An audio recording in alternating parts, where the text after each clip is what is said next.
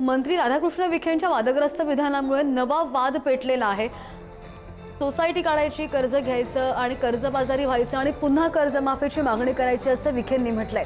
तर आता कर्जमाफी झाल्यानंतर पुन्हा कर्ज घेण्याची वेळ येऊ नये यासाठी विखे पाटलांनी हे विधान केल्याचं चंद्रशेखर बावनकुळेंनी तशी पाठराखण सुद्धा केलेली आहे।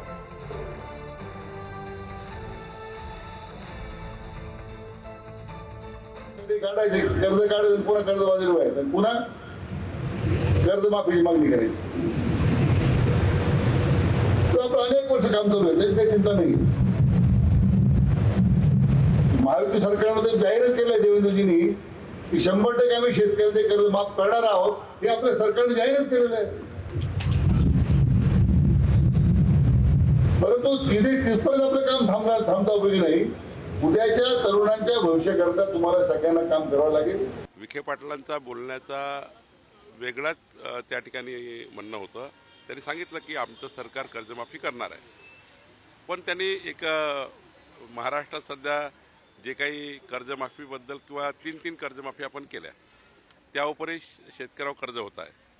2 गोष्टी बघितल्या पाहिजे की शेतकऱ्यावर यानंतर कर्ज होणार नाही याची काळजी घेतली पाहिजे। त्याकरता काय शासनाने करायचं, पुणे समजा कर्जमाफी झाली, आता यावेळी जर कर्जमाफी आपण केली सरकारने, ते करणार आहे, पण त्यानंतर मात्र कर्जबाजारी होऊ नये याकरता राधाकृष्ण विखे पाटलांचं स्टेटमेंट होतं।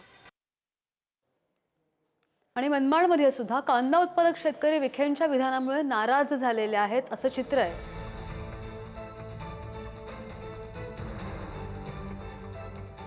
तुम्ही असे धोरण तयार करा की प्रत्येक वर्षी आम्ही पिकवलेल्या प्रत्येक शेतमालाला उत्पादन खर्चापेक्षा अधिक दर कसा मिळेल आणि त्यातून शेतकऱ्यांना सातत्याने नफा होईल आणि शेतकऱ्यांना बँकांचे कर्ज घेण्याची गरज पडणार नाही।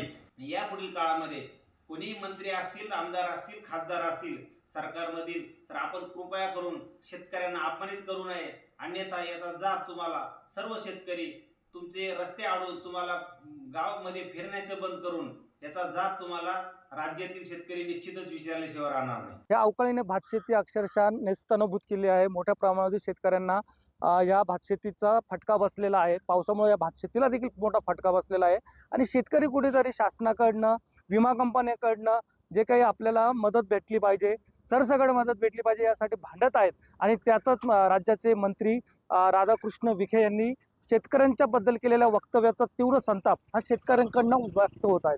आपल्याबरोबर काही शेतकरी आहेत। दादा, काय सांगाल, नेमकी काय नेमकं तुम्ही बघता? राज्याचे प्रमुख विखे साहेब यांनी जे केलेले वक्तव्य या संदर्भात शेतकऱ्यांची त्यांनी त्वरित माफी मागावी आणि आदरणीय बच्चू कडू साहेब यांनी जे आंदोलन केलेलं होतं शेतकऱ्यांच्या प्रती, त्याची डेडलाईन जी 28 दिली आहे ती त्वरित शिथिल करून ते त्वरित शेतकऱ्यांना कर्जमाफी करावी एवढी आम्ही मागणी करतोय। दूध व्यवसाय केला तर दूध व्यवसाय करता दुधाला भाव नाही, परंतु त्यांना लागणारं जे काही आहे फीड, त्या फीडच्या किमती खूप वाढलेल्या आहेत, तेव्हा ते ताळमेळच बसत नाही। सरकारने नियोजन करावं आणि आमच्याकडे भात आहे इगतपुरी तालुक्यात, तर इगतपुरी भाताला तर हमी भाव द्यावा। जे महामंडळ आहे ते लोकांचे भात संपल्याच्या नंतर महामंडळ स्थापन होतंय, खरेदी करतोय, तो शेतकऱ्यांना हमी भाव द्यावा हीच शेतकऱ्यांची इच्छा आहे। म्हणजे कर्ज घ्यायला लागणार नाही शेतकऱ्यांना। काही नाही, शेतकऱ्यांची व्यथा हीच आहे का ही अतिवृष्टीमुळे भरपूर नुकसान झालेले भात शेतीचं इगतपुरी तालुक्यामध्ये, तर शेतकऱ्यांना कर्जमाफी देण्यात यावा हीच शेतकऱ्यांकडून विनंती सरकारला। पुढारी न्यूजसाठी विकास काजळे, इगतपुरी, नाशिक। आणि या संदर्भात बोलण्यासाठी आपल्यासोबत प्रहारचे बच्चू कडूजी जोडले गेलेले आहेत। कडूजी, नमस्कार, तुमचं स्वागत आहे पुढारीमध्ये। सगळ्यात पहिलं आणि महत्त्वाचं म्हणजे विखेंनी जे विधान केलेलं आहे त्या विधानानंतर महाराष्ट्रामधून संतप्त प्रतिक्रिया समोर येत आहेत, यावर तुमचं काय मत आहे? त्यांना राधाकृष्ण म्हणू नका, कंस म्हणा। तो कंस कसा शेतकऱ्याचे दूध चोराचा, मटकी फोडायचा त्रास द्यायचा, ती कंसाची औलाद आहे। राधाकृष्णाच्या गाडीला बोटा मारला पाहिजे। जो त्याची गाडी फोडन त्याला 1 लाख रुपये बक्षीस बच्चू कडू। लाज वाटत नाही का यांना साल्यांना? तुम्ही 2,000 रुपये भावानं सोयाबीन खरेदी करताय, 5,000 रुपये भावानं कापूस खरेदी केला, कांदा 500 रुपये क्विंटल, 300 रुपये क्विंटल आमचं केळी विकावं लागतं, 300 रुपये क्विंटल कर्जमाफी। बेस आम्हाला तुम्ही पहिले भाव द्या ना, कर्जमाफी।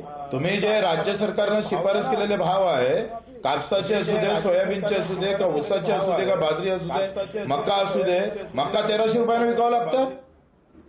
आणि सांगताय 3 वर्ष कर्जमाफी केली. लुटलं तुम्ही 50 वर्ष. काँग्रेस सत्तेदशेपासून लुटत आहे आणि आताही लूट चालू आहे. कर्जमाफी लुटीतून आलेला प्रकार आहे. तुम्ही जे भाव शिफारस केले राज्य सरकारनं ते जरी दिले तर आम्ही तुम्हाला कर्जमाफी मागणार नाही. थोडं तोंड सांभाळून बोलायला पाहिजे. आणि माझ्या कचटीत आलं तर मीच फोडणार त्याची गाडी पहिले. किंवा नेते असू देत, या सगळ्यांकडून सातत्याने शेतकऱ्यांसंदर्भात बेताल विधानं होत आहेत, असं नाही वाटत तुम्हाला? आणि जाणीवपूर्वक केलं जातं. काय होतंय का यांना खेळखंडोबा करायचा आहे. हे प्रॅक्टिस आहे भाजपची. व्यवस्थित त्या प्रश्नाला वेगळ्या पद्धतीनं घेऊन जाणं, वेगळ्या पद्धतीत लोकांना संभ्रमित करून ठेवणं.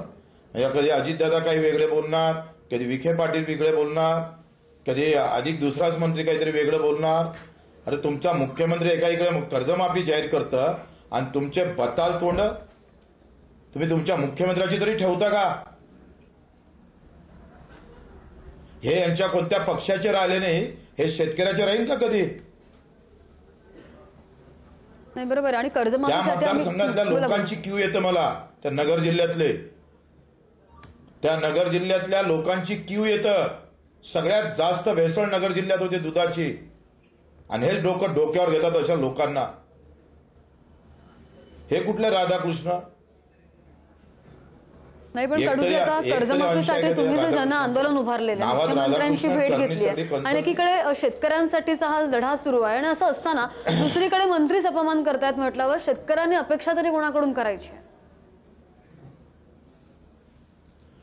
त्यांना त्यांच्या मुख्यमंत्र्याला डॉमिनेट करायचं आहे. त्यांना त्यांच्या मुख्यमंत्र्यांना तोंडावर घालायचं आहे. त्यांच्या आपसी पडत नाही, पण मरण शेतकऱ्याचं होतं ना. तुम्हाला मुख्यमंत्री बोलल्यानंतर तुम्ही असे वाचाड धंदे बंद करा. तुमची काय मुख्यमंत्र्याचं वैर असेल तर एकमेका कुस्ती खेळा तिकडे, पण इकडे शेतकऱ्याला कशाला भ्रमित करता तुम्ही? त्यांची स्पर्धा मुख्यमंत्री म्हणून आहे. देवाभाऊ गेला म्हणजे बाबा मीच राहीन मग विखे पाटील मुख्यमंत्री. अगदी कडूजी, धन्यवाद. तुम्ही सविस्तर प्रतिक्रिया दिलीत आणि बोललात त्यासाठी.